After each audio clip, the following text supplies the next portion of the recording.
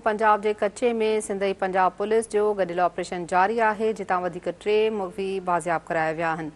DIG Sukkur जे अॻवाण में सोमियाणी के कच्चे में 5 ॾींहं भी ऑपरेशन जारी है। पुलिस ऑपरेशन दौरान सादकाबाद वासी 3 मुग़वी बाज़ियाब कराए वरिता ऐं ॾोहारनि जी थाकनि तां जदीद हथियार हथ करे 2 औरतुनि खे गिरफ़्तार कयो वियो आहे। पुलिस मूजिबि मुग़वी उमर ताहिर, तारिक रशीद ऐं शाहिद खे बाज़ियाब करायो वियो आहे।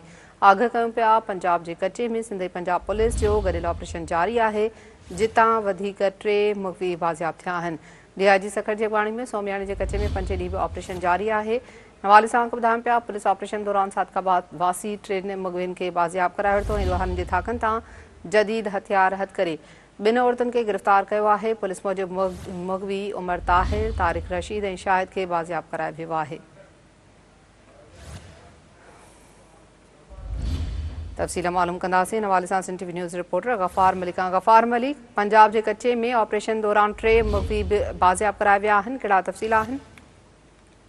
हाँ जी बिल्कुल, डीआईजी सखर फैसल गोरकी पुलिस ने पंजाब पुलिस की बुराई के पंजाब के सोनियाणी वाले इलाके कराची कच्चे में जो है 5 ॾींहं हलंदड़ ऑपरेशन दौरान पुलिस के कामयाब था ऑपरेशन दौरान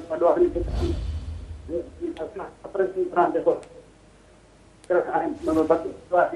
औरतन देखो बदनाम द्वारी छदू तरह की जमीन का माओ है कच्ची शीना है के गिरफ्तार पंजाब